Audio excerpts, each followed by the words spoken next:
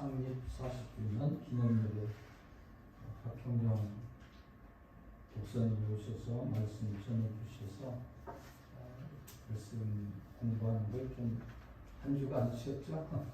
이제 한참 쉰 것 같더라고요. 이게 오늘 이제 연결시켜서 지난 시간에 우리가 사무엘하 14장을 봤는데 14장 마지막 부분에 보면 33절 말씀 같이 읽어보겠습니다. 요압이 왕께 나아가서 그에게 아뢰니 왕이 압살롬을 부르니 그가 왕께 나아가 그 앞에서 얼굴을 까내고 그에게 절하니 왕이 압살롬과 입을 맞춥니다. 아멘. 이런 일이 있고 나서 그 후에 그렇게 오늘 15절 말씀에 나옵니다. 물론 여기 앞에 전체적으로 쭉 보면 압살롬이 여갓집으로 피신해 있다가 왔죠. 그리고 이제 그러다 놓고도 2년 동안 다윗의 얼굴을 만나지 않으니까 요압한테 불을 질러서 쫓아오니까 여기까지 데려다 놓고 왜 아버지하고 만나고 네가 알아서 해. 그래서 결과적으로 아버지께 이제 이런 말씀을 드려서 다윗이 허락을 하죠. 공식적으로 이제 많은 사람들 앞에서 이건 하기 때문에 다윗 왕은 이제 용서하는 거나 마찬가지입니다. 또 다윗은 실질적으로 대부분의 학자들은 이때 압살롬을 용서했다고 봅니다. 그러지 않는 학자들도 없지 않아 있기는 했지만 대부분. 그러나 압살롬은 다른 생각이 있었다는 것을 우리가 알 수 있는데 오늘 그러면 이제 본인이 아버지 앞에 잘못했고 죄송하고 그래서 앞으로 잘 모시고 이렇게 생활하겠다 하는 측면이 돼야 되는데 그렇지 않습니다. 그 후에 오늘 압살롬이 자기를 위하여 권고와 말들을 준비하고 호위병 50명을 그 앞에 세웁니다. 압살롬이 그 후에 아버지하고 화해하고 난 다음에 이 다윗은 진정으로 입맞춰주면서 다 이제 많은 그 신하들 보는 앞에서 백성들 보는 앞에서 그렇게 화해를 했습니다. 그러니까 그런 줄 알고 그런데 압살롬은 자기를 위해서 병거를 말들을 붓습니다. 그리고 여기 호위병을 50명을 뒀다는 말은 바로 경호, 근접 경호하는 사람들 있잖아요. 대통령, 후보들도 돼도 후보한테도 경호를 해야 된다고 그러잖아요. 그런데 당선이 되고 나면 대통령하고 똑같은 경호를 한답니다. 그러니까 그런 정도의 어떤 경호 부대가 50명이면 적은 숫자가 아니죠. 그 숫자가 경호를 하도록 하는 거예요. 이것은 자기가 위협에 처했기 때문이나 아니면 무엇 때문이나 아니라 과시적인 측면으로 대부분 학자들은 해석을 합니다. 그래서 압살롬이 자기가 왕, 이제 위에 형이 죽었고 또 둘째 형이 있었는데 이름 한 번밖에 나오지 않고 없는 걸로 봐서 이미 죽은 걸로 알아요. 먼저 죽은 걸로. 그렇기 때문에 자기가 이제 서열 바로 1위. 이것을 때를 기다리면 그렇잖아요. 그 앞경에서 보면 이 압살롬은 키도 크고 얼굴도 잘생기고 머리도 길고 그래서 이스라엘에 임하는 사람이 없었다. 최고의 미남. 어떤 분들은 설교하면서 강의하면서 원빈 비유를 많이 쓰더라고요. 원빈이 잘생겼습니까? 저는 원빈이 누군지를 잘 생각이 안 나서 원빈의 대부분 많은 사람들 목사님들이 설교하면서 비유로 원빈 같은 남자가 와서 이렇게 해주면 어떻게 되느냐. 다 꼴가닥 넘어간다는 거죠. 그런 얘기를 하는 분들도 계시더라고요. 압살롬이 분명히 그때 당시에 최고의 사람이었다. 외모적인 측면뿐만이 아니라 사울도 그랬잖아요. 다른 사람보다 어깨 위만큼 더 있었고, 정말로 또 다윗을 세우려고 할 때도 아들이나 모든 사람들은 다윗이라고 생각하는 형들 그래도 괜찮게 생긴 형들을 다 했는데 나중에 말제 양치기 알아주지도 않고 인정하지도 않고 그럴 거라고 상상도 못하는 이 다윗을 선택하지 않습니까? 하나님의 생각하고 사람의 생각하고 하나님의 나라와 사람의 나라가 형성되는 과정도 다르고 또 유지되는 것도 다르고, 그래서 외모적인 측면, 보는 것 이런 것들을 많이 얘기합니다. 그래서 압살롬도 역시 마찬가지로 지금 자기를 위해서 병거와 말들을 준비하고 호위병을 50명을 세웁니다. 그리고 아침 일찍 일어나서 오늘 2절 말씀에 압살롬이 일찍 일어나서 성문 길 곁에 서서 어떤 사람이든지 송사가 있어 왕에게 재판을 청하려 올 때에 그 사람을 불러 이르되 너는 어느 성읍 사람이냐 하니 그 사람이 대답이 좋은 이스라엘의 아무 지파에 속하였나이다 하면 압살롬이 그에게 이르기를 보라 내 일이 옳고 바르다마는 송사를 들을 사람을 왕께서 세우지 아니하셨다 하고, 또 압살롬이 이르기를 내가 이 땅에서 재판관이 되고 누구든지 송사나 재판을 할 일이 있어 내게로 오는 자에게 내가 정의를 베풀기를 원하노라 하고, 이 압살롬이 아침 일찍부터 나가서 이 성문 앞에는 항상 재판관들이 있었어요.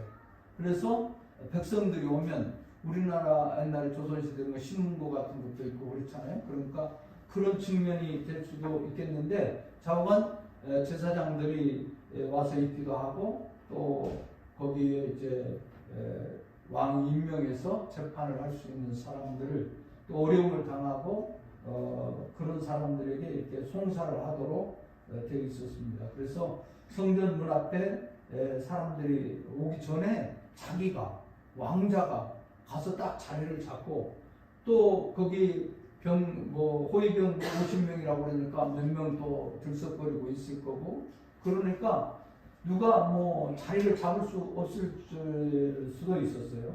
어쨌든 이렇게 미리서 와서 자리를 잡고, 그리고 사람들을 만나면 너 어느 성읍에서 왔나?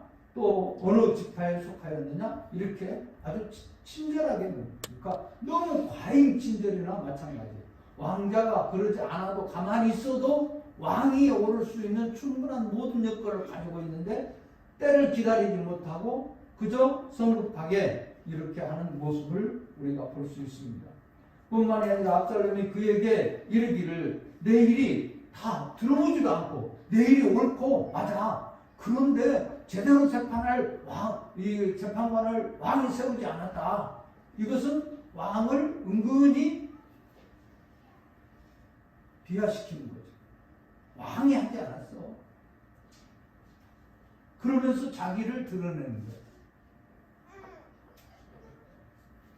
이게 바르나마는 내 송사를 들 사람이 왕께서 세우지 아니었다. 또 압살롬이 이르기를 내가 이 땅에서 재판관이 되고 내가 재판관이 되고 누구든지 송사나 재판할 일이 있어 내게로 오는 자에게 내가 정의를 베풀기를 원하노라. 내가 왕이 돼야 된다는 걸 얘기하는 거예요. 내가 재판관이 돼야 된다는 걸 얘기해요.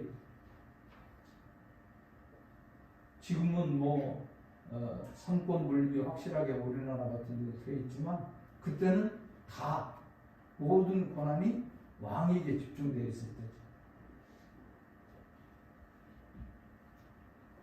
사람이 가까이 와서 그에게 이제 세자잖아요.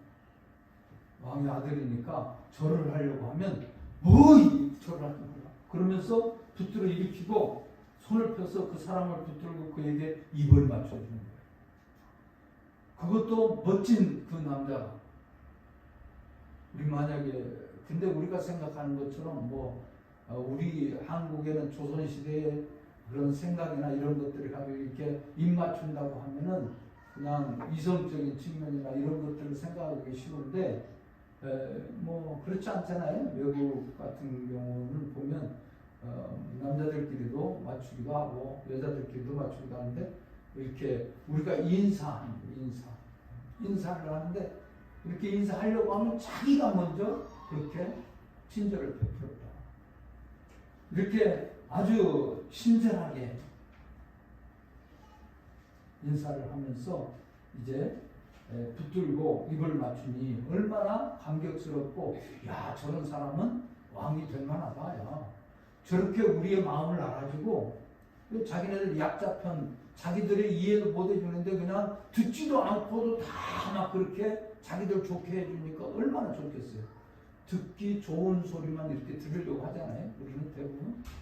근데 그것에 딱 맞춰서 다 좋은 얘기만 쭉쭉쭉 해주니까 얼마나 좋겠습니까?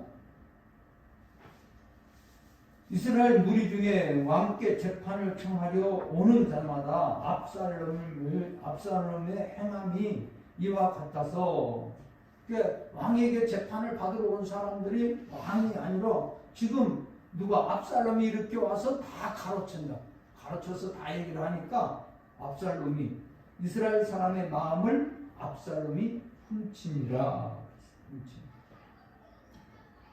이 말에 대해서 도둑질이라고 표현해 되어 있어요. 옛날 우리 개혁성경은 도둑이라고 했어요. 도둑했다. 훔쳤어, 마음. 그 마음이 전부 다 어떻게 이스라엘 백성들이 이 압살롬에게 향하도록 만든 거예요. 정치적인 측면에서는 대단한 측면을 가지고 있다고 볼 수도 있죠. 뿐만이 아니라 이걸 얼마만큼 했느냐? 4년이에요, 4년. 7절 한번 다 같이 읽어보겠습니다. 7절. 4년 만에 압살롬이 왕께 아뢰되 내가 여호와께 소원하는 것이 있사오니 청하건대 내가 헤브론에 가서 그 소원을 이루게 하소서. 4년 동안 이렇게 계속 궁궐 앞에서 성문 앞에서 이렇게 사람들을 만나고 다 해서 어느 정도 그래서 어느 지파냐 이렇게 할 때 그 지파의 사람들 다 이렇게 자기 세력 뭐 지지자 이미 마음을 도둑질했다고 하는 이스라엘 백성들의 마음을 그런 상황이 되었을 때 이제 왕에게 얘기를 하는 거예요. 내가 아버님의 노여움을 받았을 때 그 외갓집에 갔을 구술에 갔을 때 그곳에서 예루살렘에 돌아오게 하면 내가 하나님 앞에 제사를 지내겠다고 서원한 것이 있습니다. 그런 거죠. 8절 말씀이 바로 그런 내용입니다. 당신의 종이 아람 구술에 있을 때에 서원하기를 만일 여호와께서 반드시 나를 예루살렘에 돌아가게 하시면 내가 여호와를 섬기리이다 하였나이다. 왕이 그에게 이르되 평안히 가라 하니 그가 일어나 헤브론으로 가니라. 이제 뭐하러? 지금 이스라엘 백성들이 어느 정도 자기에게 다 마음이 쏠리고 기울였다는 것을 직감하고 이제 4년 동안 그렇게 묵묵하게 한 거예요. 이 압살롬은 모든 것을 섣불리 하지는 않았어요. 그리고 계속 보면은 몇 년 동안, 2년 동안 동생을 유명한 이 암놈을 죽이기 위해서 2년 동안 기다렸다가 죽이잖아요. 또 예루살렘에 와서도 2년 동안 아버지가 안 만난 적도 있어요. 그리고 난 다음에 요압에게 얘기를 해서 만나도록 하고 오늘 이 작업을 하고 뭐 친절을 베풀어 자기를 알리고 뭐 이런 측면에서 4년 동안이나 이렇게 했다. 아버지도 뭐 하나님 잘 믿는 다윗이 아닙니까? 어쨌든 그러니까 이 다윗을 여기에 아버지 내가 이렇게 해서 약속을 했는데 헤브론에 가서 하나님 앞에 제사를 지내겠습니다. 그 어느 뭐 우리 장로님에게 아들이 와서 왜 이렇게 예배드리러 간다고 하면 못 가게 하겠습니까? 목사가 못 가게 하겠습니까? 여러분들이 못 가게 하겠습니까? 다 아유 가라. 오늘 말씀 마찬가지. 왕이 그에게 이르되 평안히 가라 하니 그가 일어나 헤브론으로 가니라. 왜 그런데 헤브론을 갔을까요? 왜 헤브론으로 갔나? 다윗이 유다의 왕이 헤브론에서 됐죠. 7년 동안 이 헤브론에서 왕의 역할을 했어요. 그리고 바로 이제 어느 정도 이스라엘 백성들이 마음이 이렇게 넘어왔다 생각할 때 바로 이렇게 결정을 내린 건데, 아버지가 거기서 왕이 되는데, 그리고 헤브론에서 누가 태어났어요? 6 아들들이 거기에서 태어났다는 말씀을 우리가 알 수 있습니다. 그래서 암놈, 기르하, 압살롬, 아도니아, 스바다, 이드로암, 이렇게 6명이 그곳에서 태어났어요. 그러니까 자기 고향이에요. 그런데 다윗이 그곳 헤브론에서 왕이 됐다가 이제 12지파의 장로들이 다 와서 이제 기름을 부으면서 우리 12지파의 이스라엘의 왕이 되어달라고 하면서 어디로 옮깁니까? 예루살렘으로 수도를 옮겨요. 그러니까 모든 것이 헤브론을 중심으로 있다가 헤브론 사람들은 은근히 어때요? 예루살렘으로 다 옮겨가니까 불편함도 있고 또 자기들이 먹고 사는 그런 측면도 여러 가지, 사람이 모여야 뭐가 되잖아요, 지금도. 그러니까 그런 측면이 있어요. 그러니까 이스라엘, 이 헤브론 사람들은 다윗을 조금 서운한 감정들이 있는데 그것을 이용한. 압살롬은 그렇게 정치적, 그러니까 지금으로 말하면 지역 감정 같은 거예요. 지역 감정. 이렇게 압살롬이 이제 헤브론으로 가서 얘기를 하는데, 이 압살롬이 정탐을 이스라엘 모든 지파 가운데 두루 보내어 이르기를, 너희는 나팔 소리를 듣거든 곧 말하기를 압살롬이 헤브론에서 왕이 되었다 하라. 이게 바로 모사예요. 반역하는 거죠. 뭐 요즘 표현으로 말하면 구테타를 일으키는 거죠. 아버지에 대해서. 압살롬이 헤브론에서 왕이 되었다. 지금까지 친절을 보면 어느 지파 사람이냐, 어디서 왔느냐, 뭐 이렇게 다 물어서 그 사람들 중에 가까이 하는 사람들, 특별히 이렇게 전령들 다 이렇게 사람들의 청탐꾼들을 하나씩 세웠다는, 몇 명씩 세웠겠죠. 그래서 이렇게 나팔 소리가 나면 이 압살롬이 헤브론에서 왕이 되었다고 하라. 근데 여기 압살롬이 헤브론에서 왕이 되었다, 이런 표현, 사람의 이름을 앞에 두고 왕이 되었다, 그런 표현은 잘 안 써요. 이스라엘에서는 특별히.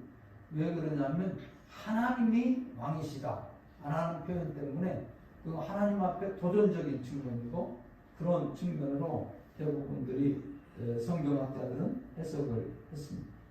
그때 청함을 받은 200명이 이제 이렇게 압살롬이 오면서 200명을 청해서 압살롬과 함께 예루살렘으로부터 헤브론에게 내려갔습니다.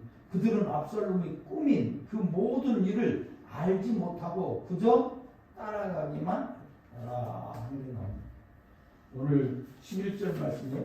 그러니까 압살롬이 이렇게 계획하고 이렇게 아버지를 반역하는 일을 꾸미는 것을 전혀 알지 못하고, 저도 제사 지내러 헤브론을 가자 그래서 다 왔다는 거예요. 그런데 어디에서도 우리가 볼 수 있냐면 여기 이제 예수님의, 특별히 이번 주간이 고난 주간입니다. 예수님을 십자가에 못 박자고 하는 사람들, 오늘이 이제 주일날 종려주일이죠. 예수님께서 예루살렘 성에 입성하는 거예요. 나귀를 타고. 그때 호산나 예수여, 우리의 왕이라고 그러면서 찬송 부렸던 그 사람들이에요.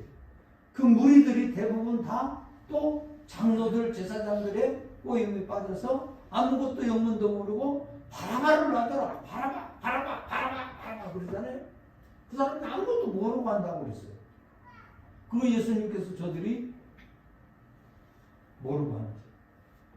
용서해 주라고 기도하시는 모습도 우리가 알 수 있습니다. 그러니까 전혀 모르고 하나의 그런 예표적인 측면이 여기 상당히 많이 나와 있습니다. 그 따라가는 사람들이 있어요. 200명 정도가 따라서 이렇게 움직였는데 전혀 모르고 그저 따라만 가는 사람들이다. 제사 드릴 때 압살롬이 사람을 보내어 다윗의 모사의 길로 사람을 아히도벨을 그 성읍으로 청한 온지라 반역하는 일을 커감에 압살롬에게 돌아오는 백성이 많은다. 이 반역하는 일을 이제 준비해서 점점점 소문도 나고 실질적으로 이렇게 일이 진행되고 그러니까 사람들이 모여들기 시작했다는 거예요. 많은 백성이 왔더라. 압살롬에게 이렇게 많은 사람들이 찾아왔습니다.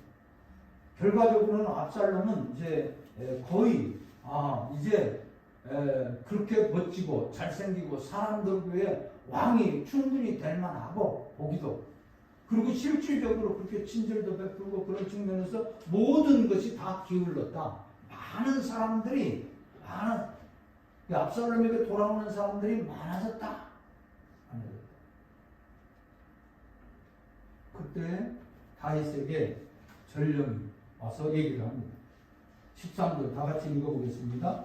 전령이 다윗에게 와서 말하되 이스라엘의 인심이 다 압살롬에게로 돌아가는가.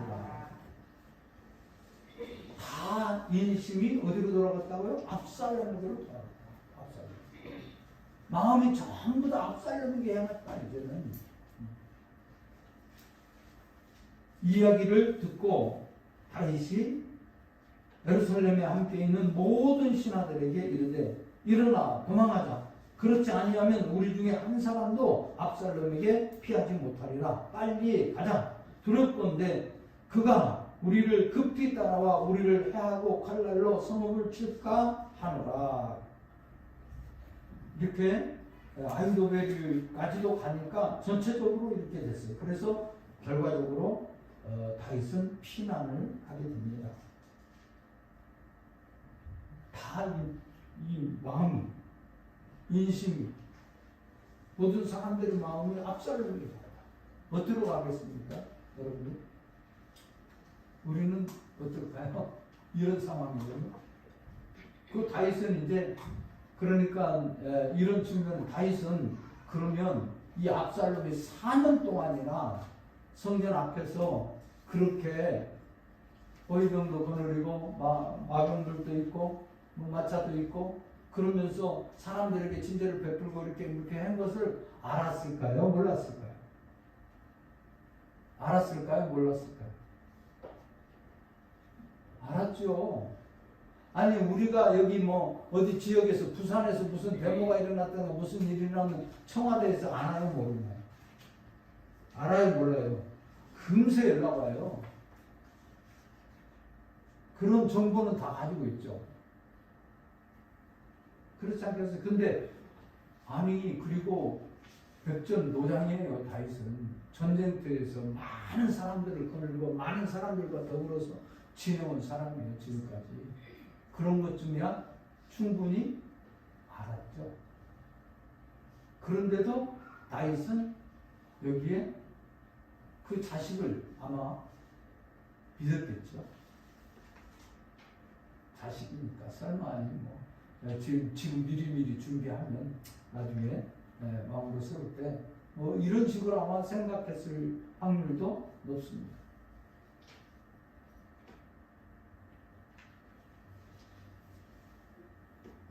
하나님이 그래서 두 번째로는 그런 의미도 있고 하나님의 성전을 다윗은 하나님의 사람이잖아요. 하나님의 나라를 물론 자기가 비록 잘못하고 죄를 지키려 했지만 그러나 그는 신앙의 사람이에요. 그러니까 하나님의 성전이 더럽히는 건 안 된다. 성전에서 피를 흘리고 싸움을 하는 것은 안 된다. 그래서 성전을 더럽히지 않기 위해서라도 전쟁은 하지 말아야 된다.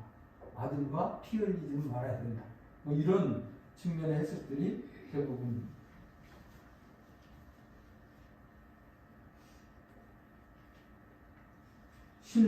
15절 말씀에 왕의 신하들이 왕께 이르되 우리 주 왕께서 하고자 하시는 대로 우리에게 행하리이다. 보소서 당신의 종들입니다. 한쪽에 이제 다윗을 따랐던 사람들이 얘기입니다. 우리는 왕의 종입니다. 왕이 원하시는 대로 행하시는 대로 우리는 하겠습니다. 그래서 왕이 나갈 때 그 가족을 다 따르게 하고 후궁 10명을 왕이 남겨두어 궁을 지키게 하니라. 왕이 나가매 모든 백성이 다 따라서 벤메르합에 이르러 멈춰서니. 이게 벤메르합은 어디냐면 먼 궁이라 그런 뜻입니다. 먼 궁, 먼 집. 그러니까 요단강 건너기 직전까지 아마 갔던 것으로 얘기하는 학자들도 있고요. 그래요. 저건 어쨌든 이렇게 먼 집이라는 의미인데 지금은 그런 장소가 이 벤메르합이라는 그런 지역이 없다고 그래요. 그러니까 지금은 알 수 없고 어쨌든 그쪽 지역에 말하고 있습니다. 그의 모든 신하들이 그 곁으로 지나가고 모든 그렛 사람과 모든 블레셋 사람과 및 왕을 따라 가드에서 온 모든 가스 사람 600명이 왕 앞으로 행진하니라. 그때 왕이 가드 사람 이때에게 이르되 어찌하여 너도 우리와 함께 가느냐? 너는 쫓겨난 나그네니 돌아가서 왕과 함께 내 곳에 있으라. 그러니까 지금 나는 나그네다. 이제는 피해서 도망다니고 그런 광야로 가는데 내가 뭐 갈 필요 뭐가 있냐. 그냥 그 압살롬이 이제 왕이 될 텐데 그러면 그 왕에게 거기서 잘 함께 있는 것이 낫지 않느냐 하는 얘기입니다. 너는 어제 왔고 얼마 전에 왔고 나는 정처 없이 가니 오늘 어찌 너를 우리와 함께 떠돌아다니게 하리요. 떠돌아다니게 할 수 없지 않느냐. 그러니까 진정으로 이때를 위해서 지금 가드 지역에서 망명 온 사람 가드 사람 600명도 왔죠. 이런 사람들이 이렇게 다윗을 따라 나섰습니다. 이때가 이런 표현을 합니다. 이제 너도 그러면서 다윗이 축복을 하죠. 너도 돌아가고 내 동포들도 데려가라. 은혜와 진리가 너와 함께 있기를 원하노라.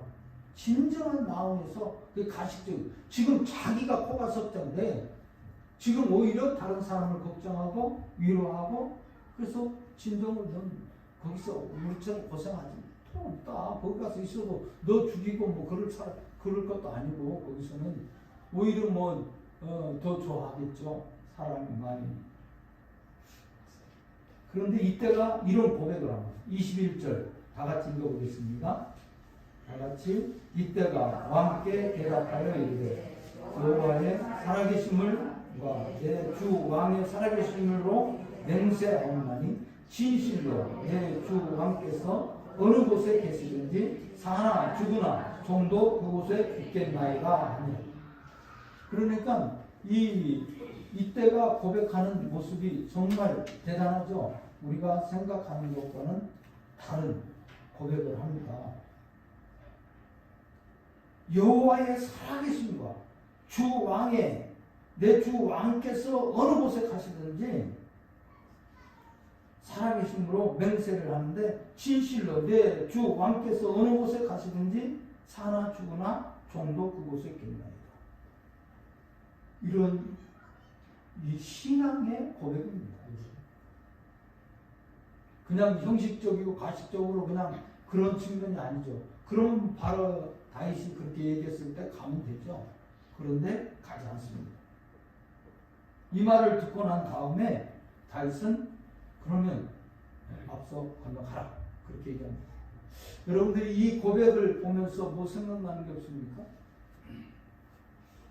루시 나오미에게 고백한 그런 고백이 생각이 나지 않습니까?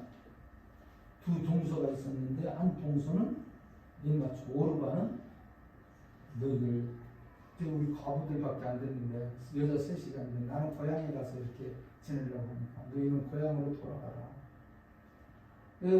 다 진정으로 나오미도 며느리들을 사랑하면서 혼자 그렇게 지내지 말고 앞으로 뭐 새롭게 시집을 가서 살 수도 있고 이렇게 하니까 그렇게 하라고 얘기를 해줍니다. 그런데 오르바는 울면서 이제 입 맞추고 그냥 떠나죠. 그러나 룻은 아니죠. 뭐라고 고백합니까? 룻이 이르되 내 어머니를 떠나며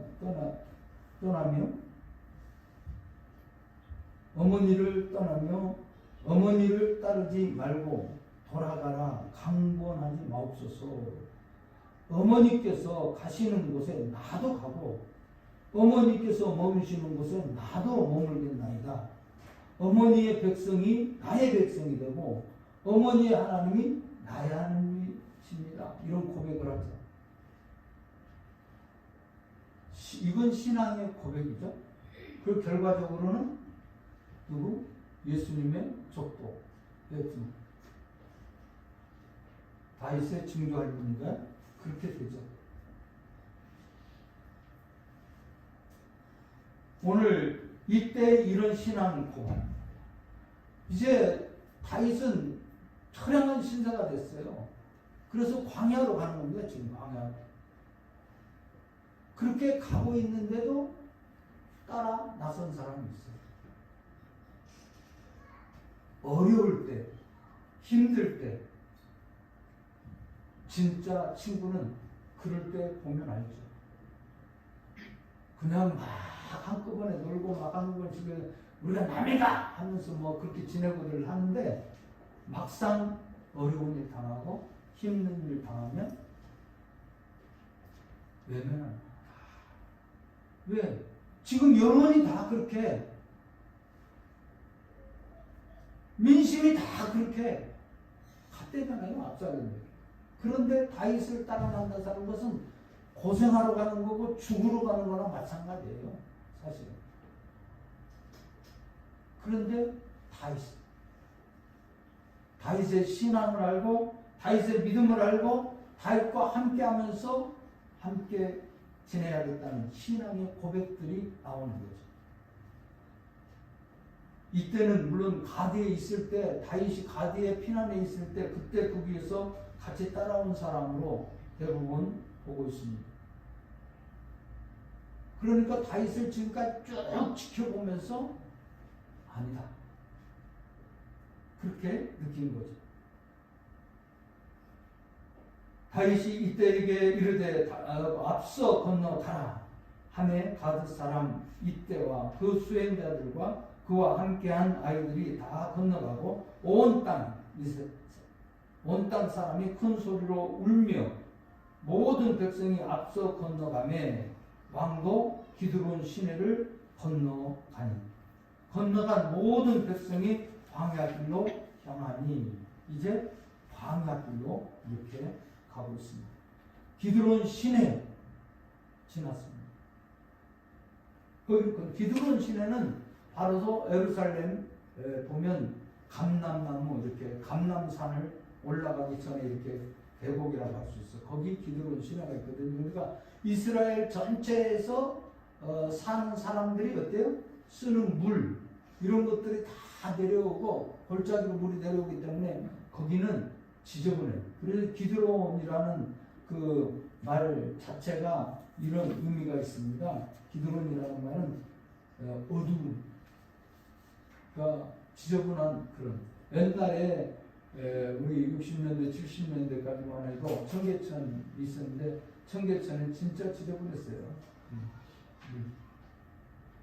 서울에 인왕산 그쪽에서부터 내려와서 시작해서 쭉 내려가는 물인데 얼마나 물이 지금 가서 보면 깨끗한 물 나오잖아요. 그건 다 뽑아서 나오고 위에서 나오더라도 지금은 다 이제 정화 작업들을 다 해서 깨끗하게 다 나오죠. 제가 중량천에 근처에서 좀 살았으니까 그때 중량천 그 뚝방들 있을 때 보면 다 볼일도 거기서 봐요. 아침 새벽에 불 속에서 사람들이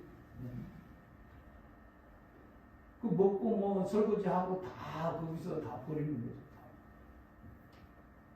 그러니까 중요한 전으로 다 내려가는데 그 더러운 물, 오물, 냄새 엄청납니다.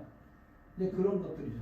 그런 걸 연상하면 아마 쉽게 연상할 수 있는. 그래서 그 기드론, 나중에 보면 예수님께서 이 기드론 시냇가에서 요한복음 18장에 보면 1절, 2절 말씀 제가 읽겠습니다. 한번 같이 찾아볼까요? 요한복음 18장 1절, 2절 다 같이 보겠습니다.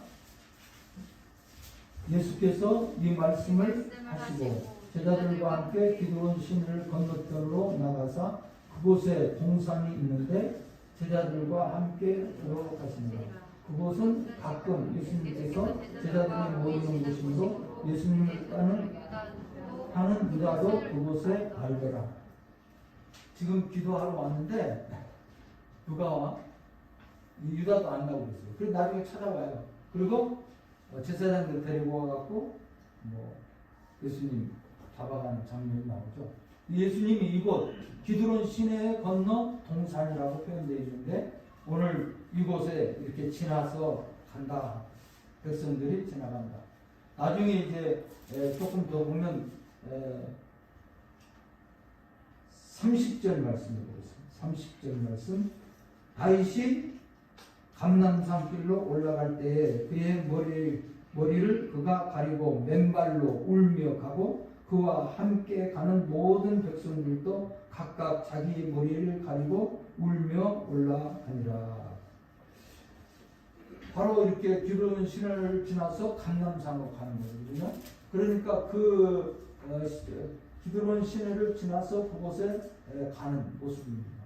예수님이 피땀 흘려서 기도하는 장소이기도 하죠. 그 습관에 쫓아서 기도하셨다고 그랬어요. 성경에 보면. 그러니까 그런 모습을 보면 예수님이 마지막 십자가를 지기 위해서 기도할 때 땀방울이 핏방울처럼 되면서 기도했다. 그 장소를 연상하면 감람산이 바로 연상이 될 수 있고 이스라엘 백성 제자들과 함께 어디로 가요? 다 가고 없지만 제자들이 따라와서 할 수만 있으면 너희들 기도해라. 한시도 깨어서 기도할 수 없더냐? 이렇게 하시는 모습들을 여러분들이 아마 기억할 겁니다. 오늘 다시 앞으로 와서 14절 말씀에 보면 24절입니다. 24절 여기 보나 사독과 그와 함께한 모든 네 사람도 하나님의 언약궤를 메우다가 하나님의 궤를 내려놓고 아비아달도 올라와서 모든 백성이 성에서 나오기를 기다려. 먼저 와서 지금 사도 아비아달 제사장들이 법궤를 먹어왔어요. 그런데 여기 압살롬은 어때요? 압살롬이 공식적으로 이렇게 지금 인기는 있고 많은 사람들이 인심이 글로 갔지만 실질적으로 인정받는 것은 뭐가 있을 때 인정받아요? 우리 옛날에는 국세라고 했잖아요. 국세. 그걸 받아야 왕으로 인정을 받았어요. 마찬가지로 법궤가 있어야 돼요. 그러니까 제사장들이 이렇게 함께 왔다는 것은 다윗을 인정하고 그러는 거예요. 그런데 다윗은 이 사독과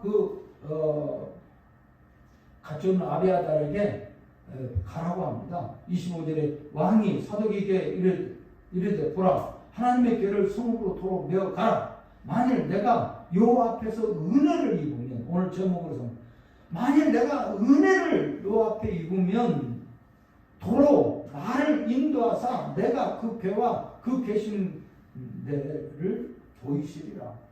내가 만약에 경우 하나님의 은혜를 입어서 다시 예루살렘으로 가게 되면 그 궤를 보게 될 것이라는 거죠. 그러니까 전적으로 하나님의 은혜에 맡기는 거예요. 하나님께 맡기는 일이에요. 다시 지금까지는 자기가 하나님의 성전 나는 백향문궁에 있는데 뭐 이렇게 해서 하나님의 성전을 지어야 되겠다고 뭐 그러잖아요. 왜 네가 내 집을 짓냐? 내가 네 집을 져주라. 그렇게 얘기하잖아요. 하나님이 그러고 나서 깨닫는 거죠. 우리는 하나님께 전적으로 의존하는 신앙이 있어야 될 줄로 믿습니다. 그래서 요 앞에서 은혜를 입으면 모르는 나를 인도하사 내게 그 배와 그 계신 데를 보이시리라. 그러나 그가 이와 같이 말씀하시기를 내가 너를 기뻐하지 아니한다 하시면 종이 여기 있사오니 선히 여기시는 대로 내게 행하시옵소서. 그러니까 만약에 은혜를 베풀어서 이렇게 하면 법궤 있는 대로 가고 다 보고 하나님 뵙고 그렇게 했는데 그러지 아니한다 할지라도 오늘 말씀했는데 선이 여기신다. 그러면 하나님의 좋은 대로 행하시옵소서. 만약의 경우에 자기가 돌아갈 수 있으면 또 이렇게 해서 왜 한 가닥 이야기를 들은 거가 있지 않습니까? 하나님께서 사울은 아예 사울의 나라를 없앴지만 너는 어때요? 징계는 하겠지만 네가 잘못을 하면 징계는 하겠지만 내 나라는 영원히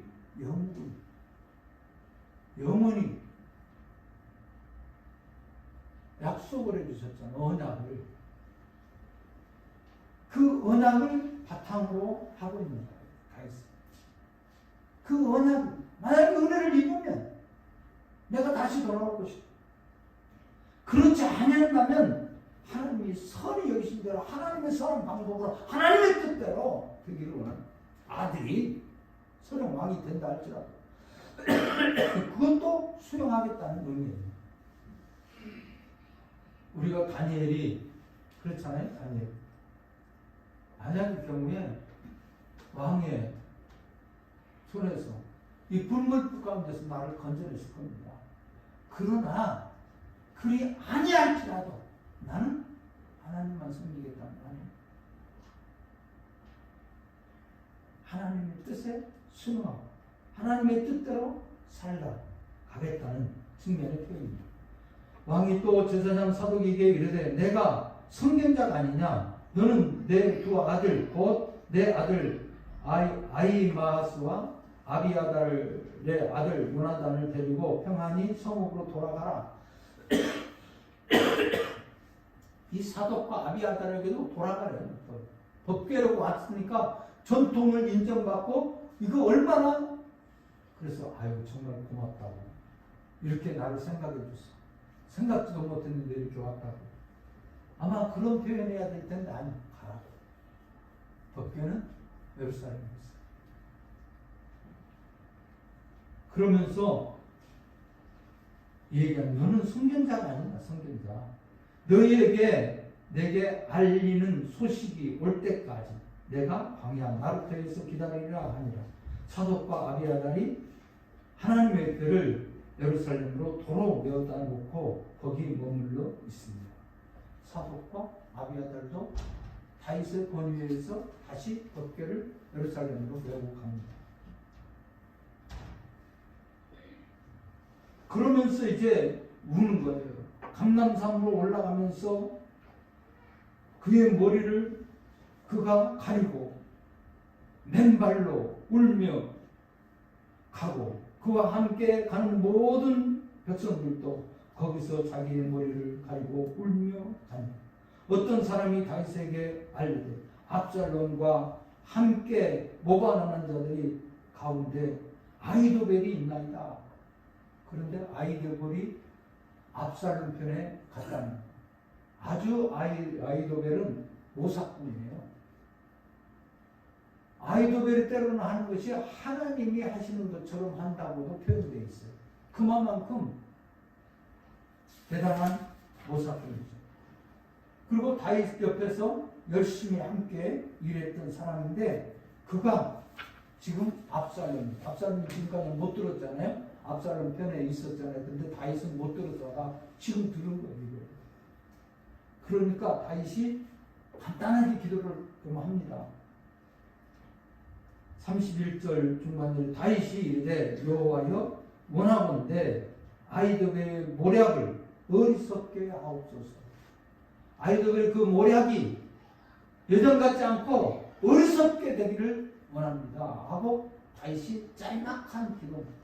그 와중에 하나님 앞에 기도한다는 건 쉽지 않았을 거예요. 여러분들은 어떻습니까? 지금 밥하면 바빠서 못하고,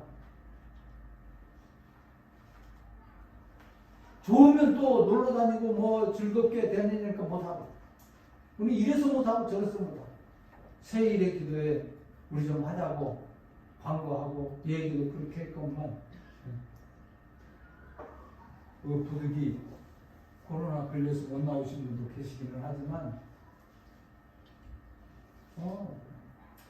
그냥 목사는 하는 것 같다. 그거 다른 교회들 하지도 않는데 왜 그런 걸 해갖고 우리 그게 귀찮게 하고 힘들게 하나.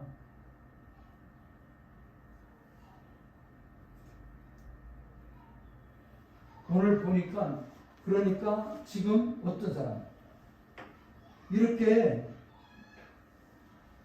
어리석게 하옵소서. 그대로 하나님께서 들으셨는지 다윗에게 찾아오는 사람이 또 하나 있는데 후세라는 사람이 있어요. 후세. 32절 같이 읽어보겠습니다. 다윗이 하나님을 경배하는 마르톡에 이를 때에 아랫 사람 후세가 옷을 찢고 흙더미에 머리를 뒤집어 쓰고 다윗을 맞으려 나온지라. 아니 또 후세도 찾아왔어요. 후세도 여기 아이도벨보다도 더한 모략가예요. 전술가예요. 근데 아이도벨은 결과적으로요, 나중에 자기 일이 이루어지지 않은 것을 알고 어떻게 하느냐면 가서 죽습니다. 아이도벨. 목매달아 죽어요. 그래서 유다의 예표로 봅니다. 유다의 예표. 제자였을 때 유다가 얼마나 열심히 했고 얼마나 정말 모사꾼이었어요. 그래서 예수님 옆에서 이렇게 연복궤도 맞았잖아요. 그런 유다. 결과적으로는 나중에 예수님 팔고 가서 목매달아서 죽고 나중에 거기서 떨어져서 창자가 터져서 죽자. 비참한 모습이죠. 바로 하나님의 나라가 이루어질 때의 모습을 지금 다윗의 나라, 하나님의 나라가 예수 그리스도를 통하여 이루어질 것을 예표적인 측면으로 다윗이 이렇게 표현되어 있는 모습을 볼 수 있어요. 다윗에게 없는 것 같지만 그 어려울 때, 힘들 때 지금 맨발로 갔다 그래서 맨발로 울며 머리가 얼굴을 가리고 얼마나 비참한 모습입니까? 여러분들은 눈에 보이는 쪽으로 착하겠습니까? 사람들의 여론에 따라서 움직이겠습니까? 우리는 대부분 그러잖아요. 여론이 그래요. 다들 그러는 거예요. 환경이 그러는 거예요. 여건이 그러는 거예요. 오늘 이때의 신앙으로죠.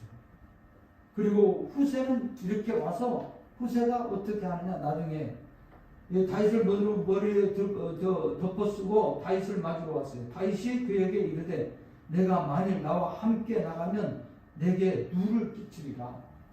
나이가 많았대요. 후세는요. 다윗보다도. 그러니까 네가 따라다니면 우리한테 짐만 된다. 이런 표현이에요. 그러니까 너도 가라. 예루살렘은 그냥 가만히 가서 있어라. 이런 얘기를 합니다. 그런데 그 속으로 돌아가서 그 대신 할 일을 얘기해줍니다. 거기 사독과 아비아달이 있는데 그의 아들들도 있다. 그러니까 네가 거기 가서 아비아달이 그 아비도엘이 모사를 꾸미고 이렇게 할 때에 그런 소식들을 좀 전달을 해줘라. 그 제사장의 아들, 제사장이 얘기하면 제사장들이 나한테 보낼 거다, 아들을. 그러니까 가서 내가 그렇게. 그러니까 이 후세가 갑니다. 후세가 가요. 바로 아이도벨의 모락을 패하게 하리라. 사독과 아비아달 두 제사장이 너와 함께 있지 아니하냐. 내가 왕궁의 궁중에서 무엇을 듣든지 사독과 아비아달에게 두 제사장에게 알리라. 그들이 두 아들 곧 사독과 아히마아스와 아비아달 요나단이 그들과 함께 거기 있나니 그들이 듣고 모든 것을 그들 편에 내게 소식을 알리리라 하는지라. 다윗의 친구 후세가 곧 성읍으로 들어가고 압살롬도 예루살렘으로 들어갔더라. 이제 헤브론에 있던 압살롬이 다시 예루살렘으로 들어온 거예요. 이제 아버지가 피난했다는 측면도 아마 들었을 수도 있겠죠. 그리고 다윗은 오늘 말씀에 보면 후세가 먼저 가서 얘기하는 장면이 이제 왕을 인정하고, 그러니까 조금 후세가 먼저 도착하는 거죠. 다윗의 친구 후세가 곧 성읍으로 들어가 압살롬도 예루살렘에 들어갔더라.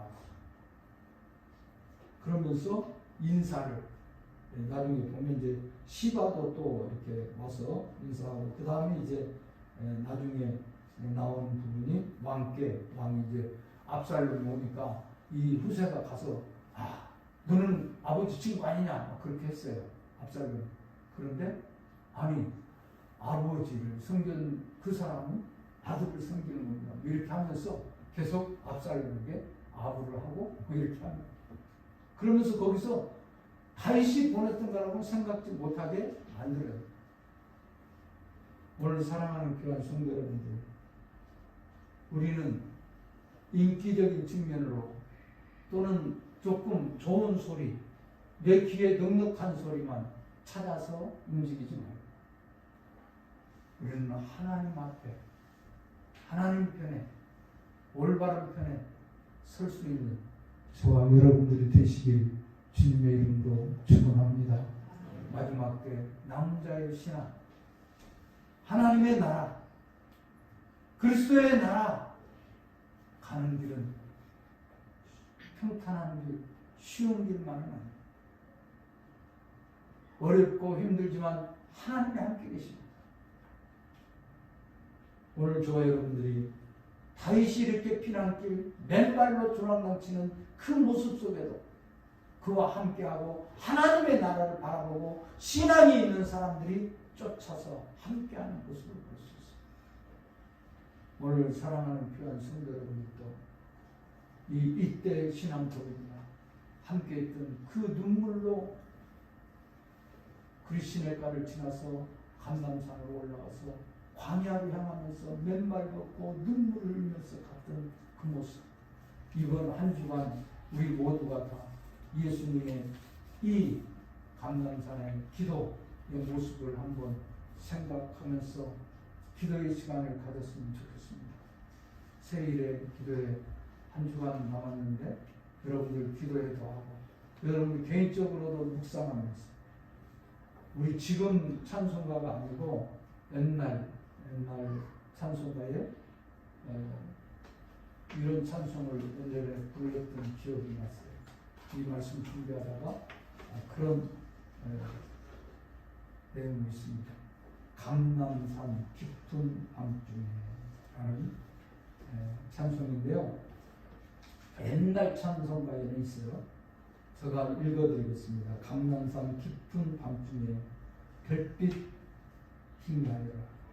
주 예수 고민하시어 외로이 기도하신 주 홀로 깊은 밤중에 고민에 쌓여 계시나 그 사람 같던 저들도 스승의 괴로움을 모르며 한밤중 피땀 흘리며 인간의 죄를 지신 주 무릎 꿇고 애쓸 때 성부는 힘을 주시네.